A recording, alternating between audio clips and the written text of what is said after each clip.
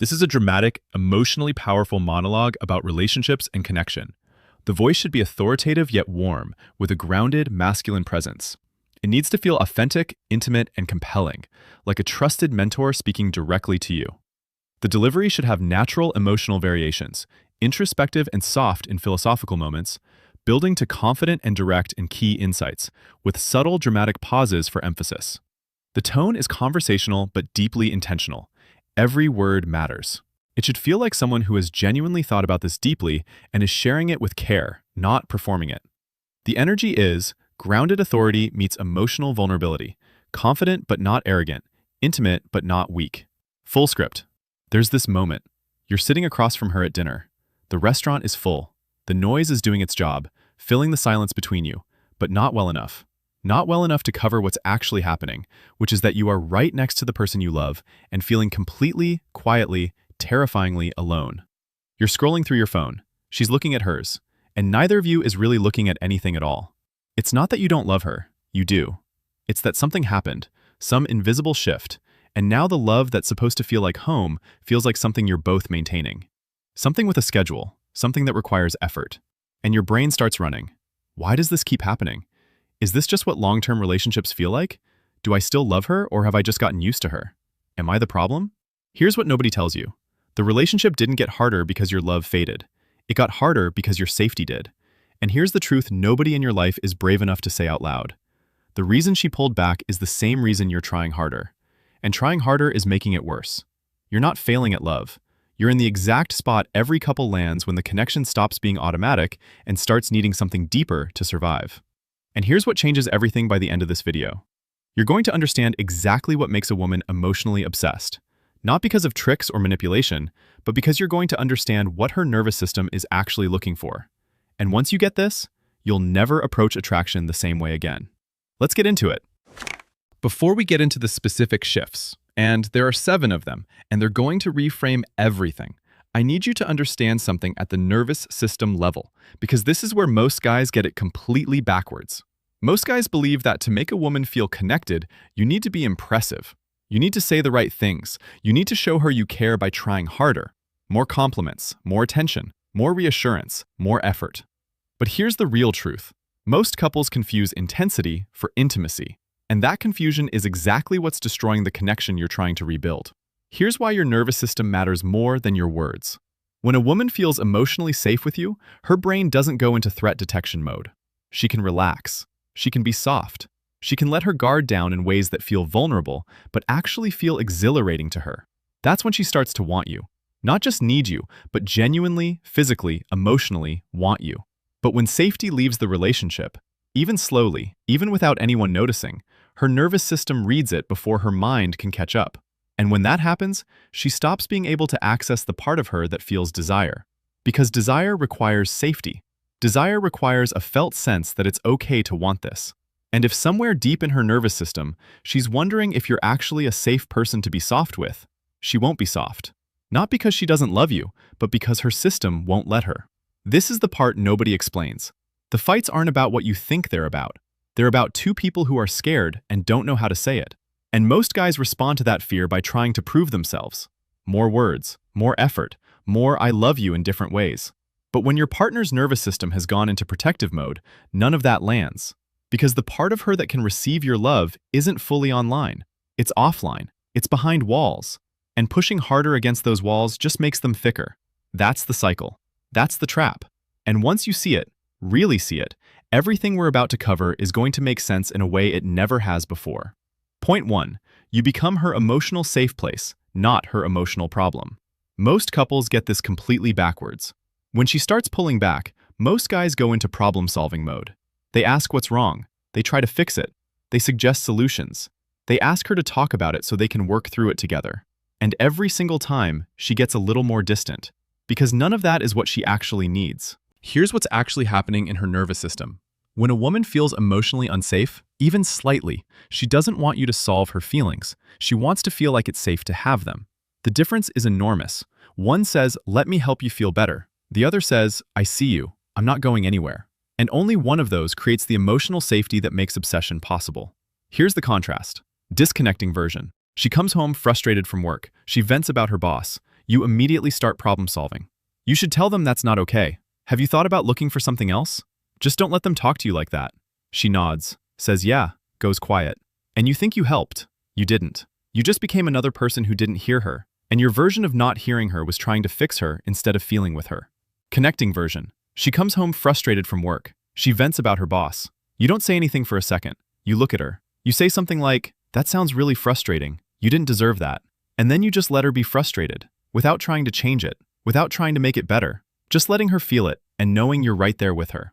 And here's what moves through her in that moment. He actually heard me this time. That's not small. That's everything.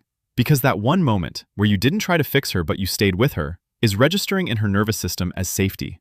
And every time that happens, the walls come down a little more. And when the walls come down, something deeper than love starts to grow. Something that looks like obsession. Something that feels like home. Point 2. You learn to be present without an agenda.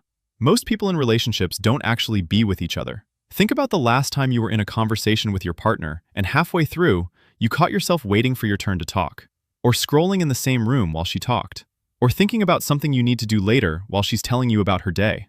This is epidemic, and it's invisible until it isn't. Here's the deeper emotional truth. When you are genuinely present with someone, not waiting for your turn, not scanning for problems to solve, not distracted, just there, it is one of the rarest experiences in modern life. It feels like being seen at a level most people don't reach. And when a woman feels genuinely seen by you, not evaluated, not managed, not strategized around, but actually seen, her nervous system registers you as safe in a way that nothing else can replicate. Here's the part no one talks about. Intimacy isn't built in the big moments. It's built in the 30-second ones. When you choose to look up from your phone, when you put down what you're doing and turn toward her fully, when you ask a question you don't have a fix for and listen like the answer actually matters. Those 30 seconds are doing more relationship work than the 2-hour conversation you keep trying to have. Contrast. Disconnecting version. You're at dinner with her. She starts telling you about her day. You're nodding while checking the time, thinking about what you have to do tomorrow. You're waiting for her to finish so you can say your thing. You're multitasking the connection instead of actually being in it. Connecting version. You're at dinner with her. She starts telling you about her day. You put your phone face down on the table. You lean in slightly. You ask one follow-up question, not to prove you're listening, but because you're actually curious. And then you let the pause sit for a second before responding. You don't have an agenda. You're just with her. And what's moving through her brain in that moment is, he actually wants to know. When that becomes the pattern, when she starts to expect that you will actually be with her, she doesn't just feel loved, she feels chosen. And being chosen by someone who is genuinely, fully present with you is something no amount of gifts or grand gestures can replicate. That's where obsession lives. Point 3. You stop needing her to be okay and let her be not okay. This is the one that breaks most guys. Here's the pattern. She gets upset. You feel uncomfortable with her being upset, so you try to make it better, quickly. You're reassuring, you're apologetic, you're doing whatever you need to do to get the emotional temperature back to neutral. Because her being upset feels like danger, and you don't want danger. But here's what happens in her nervous system when you do this. She learns, slowly over time, that her feelings are too much for you. That when she's not okay, you get activated. That the relationship only works when she's okay. And so she starts to edit herself. She starts to be less honest about what she's actually feeling, because she loves you enough to protect you from the parts of herself that might be too much. And you just lost the thing you were trying so hard to keep. Most couples never figure this out. The ability to be with your partner when she is not okay, without trying to fix her, without getting defensive, without making her feelings about your discomfort, is one of the most attractive things in the world to a woman. Not because you're being cold, But because you're being steady. And steady is rare. Steady is safe. Steady is what her nervous system is actually searching for. Disconnecting version. She gets quiet. You immediately start apologizing. I'm sorry if I did something wrong. What did I do? Tell me what I did so I can fix it. She says it's nothing. You push. She pulls further away. You panic. The cycle tightens. Connecting version. She gets quiet. You pause. You don't immediately try to solve it. You say something like, "You seem kind of quiet. I'm here whenever you want to talk about it. If you don't, that's okay too." And then you let her be quiet without making it mean something is catastrophically wrong. And what moves through her in that moment is, she doesn't need me to fix this. She just needs me to stay. That message, delivered through restraint, through steadiness, through the willingness to let her be in a hard feeling without panicking, hits her nervous system like nothing else. That's the shift that turns a relationship that feels like a negotiation into one that feels like a refuge. And a woman who feels refuge with you doesn't just love you. She becomes yours in a way she can't fully explain and doesn't want to. Point 4. You learn the difference between fixing and witnessing. Most guys think they're being supportive when they're really being protective. Here's the distinction. Fixing is when you respond to her pain by trying to make the pain stop. Witnessing is when you respond to her pain by making space for the pain to exist while you stay close to it. Fixing says, this is a problem and I want to solve it. Witnessing says, I see you in this and I'm not going anywhere. And here's why this matters so much for making a woman obsessed over you. When a woman feels witnessed, she feels known. And feeling known is one of the most profound experiences a human being can have. It's the opposite of loneliness. It's the antidote to the quiet desperation that lives underneath most relationships. And when she feels known by you, really, deeply known, she doesn't want to be anywhere else. Not because you're perfect, but because being seen is everything. Here's the deeper psychological truth. Every person, especially every woman who has been in enough relationships to have some scar tissue, has learned that showing the raw parts of themselves is risky. Those parts have been mocked, dismissed, minimized, or ignored. So they've gotten good at self-editing, at showing the acceptable version, at being the easy, manageable, low-maintenance version of themselves, until they meet someone who makes it safe to be the full version. And when you do that, when you make it safe for her to show up completely, she attaches to you in a way that's not about dependency. It's about recognition. And recognition, real recognition, from the right person, creates something that looks a lot like obsession. Here's the contrast. Disconnecting version. She shares something vulnerable, a fear, a shame, something she's not proud of. You respond by immediately reframing it. Don't worry about that, it's not a big deal. Or, that's nothing to be embarrassed about. You're trying to make her feel better. But what you're actually doing is telling her that the feeling isn't okay to have, that she needs to move past it faster than she can, that you can't be with her in it. Connecting version. She shares something vulnerable, a fear, a shame, something she's not proud of. You take a beat. You look at her. You say something like, "Thank you for telling me that. I can see why that would feel really hard." And then you don't try to fix it or reframe it or rush her through it. You just stay there, with her, in it. What moves through her is, I forgot how good it feels to be chosen. Not just chosen as a partner, but chosen as a full person, including the parts she'd normally hide. When a woman feels that from you, consistently, over time, the emotional obsession that develops is not about what you do. It's about who you are. And that's the kind of obsession that doesn't fade. Point 5. You lead with curiosity instead of conclusions. This is the one that most guys never even think about. Here's the pattern. You've been with your partner long enough that you feel like you know her. And you do, in a way. But the way you know her is frozen. It's the version of her you met 2 years ago, or 3 years ago, or 5 years ago. And you've been relating to that version ever since, instead of the person she's actually becoming. Most couples stop asking questions around year 2, and they start treating each other like known quantities instead of ongoing mysteries. Oh, she always does that. That's just how she is. I know her. But here's what nobody explains about this. Curiosity is not just a feeling, it's a behavior. And when you stop being curious about your partner, when you start treating her like a known equation instead of a fascinating, evolving human being, her nervous system reads it as disconnection. It reads it as, he already knows everything he needs to know about me. I'm no longer interesting to him. And that feeling, even if it's never said out loud, is one of the most quietly devastating things in a long-term relationship. Here's the reframe. The woman you're with is not the same woman she was when you met. She has new fears now, new dreams, new ways of seeing herself. She has parts of herself that have grown, and parts that have shrunk, and parts that are completely new. And every single day, she's deciding whether to show those new parts to you or keep them private. When you lead with curiosity, when you ask real questions and listen like the answers are new, you're telling her, I want to know who you're becoming. And that message hits her at the deepest level. Disconnecting version. You assume you know what she's going to say about something. You finish her sentences. You preempt her opinions. You relate to her from the version of her you built in your head 2 years ago. You stop being surprised by her. Connecting version. You ask her questions you don't know the answer to. Not rhetorical questions or questions designed to get a specific answer. Real questions. What's something you're excited about that I wouldn't know about? Is there a part of yourself you've been wanting to share more? What do you want that you haven't told me yet? And what moves through her is, he's still discovering me. That feeling of being discovered, of being interesting, of being a person your partner is still genuinely curious about is one of the most powerful emotional experiences you can give a woman. And it's the foundation of the kind of obsession that actually lasts. Point 6. You understand that desire requires space, not constant attention. Here's the truth nobody talks about in relationship content. Constant availability destroys desire. Not because women don't want to feel wanted, they do, but because desire lives in a very specific emotional space, and that space is not safe and known. It's safe enough to take a risk.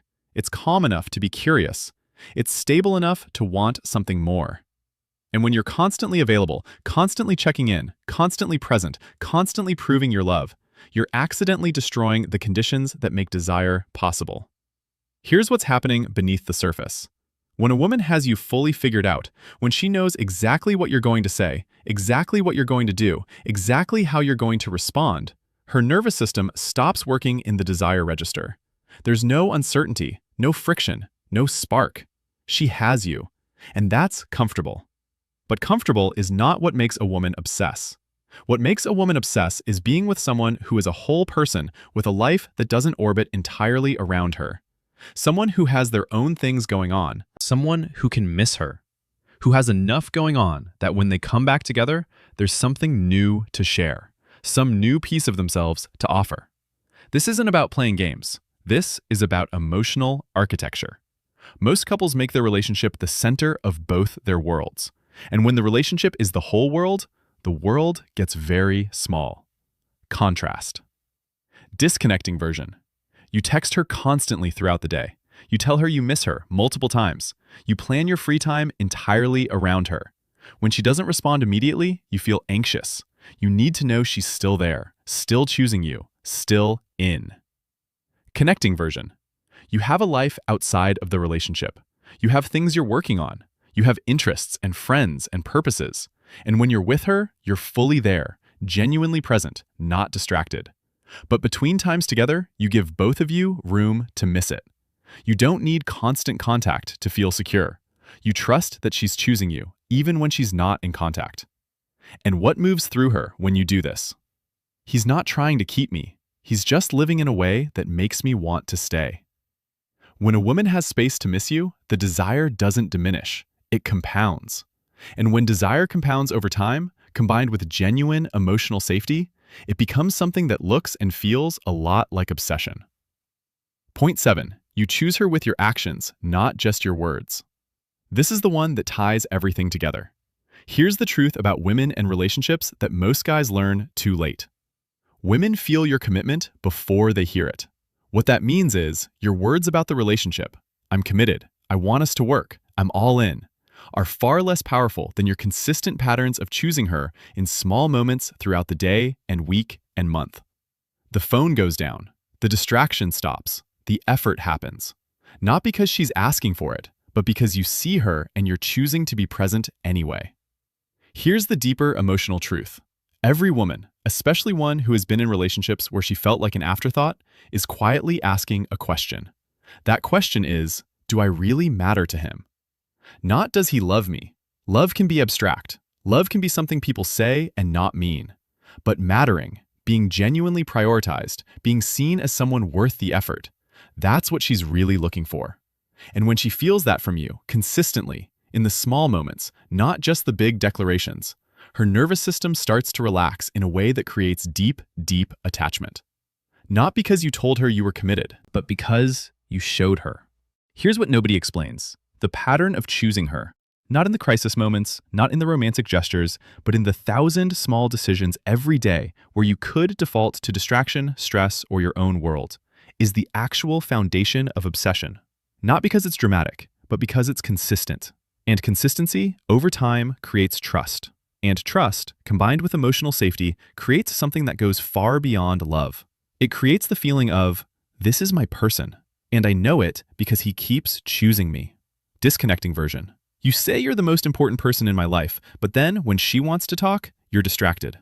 You put your phone down, but pick it back up. You hear her words, but you're already thinking about your next thing.